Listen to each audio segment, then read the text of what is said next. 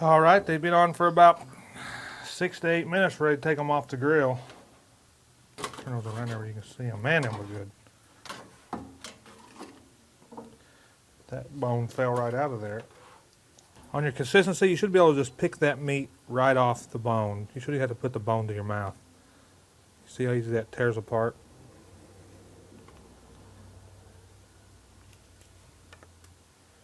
You just pick a piece right off. So you don't even have to chew or gnaw. All right, we got the grill turned off, so that's how I cook my ribs. Like I said, I par baked them for 4 hours in the oven at 225. I brought them out here on the grill.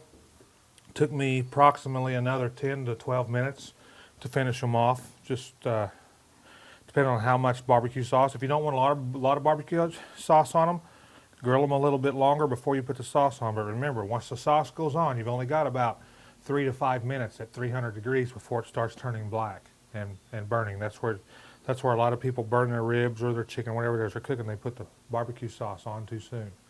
Remember, it's not about the sauce, it's about the meat.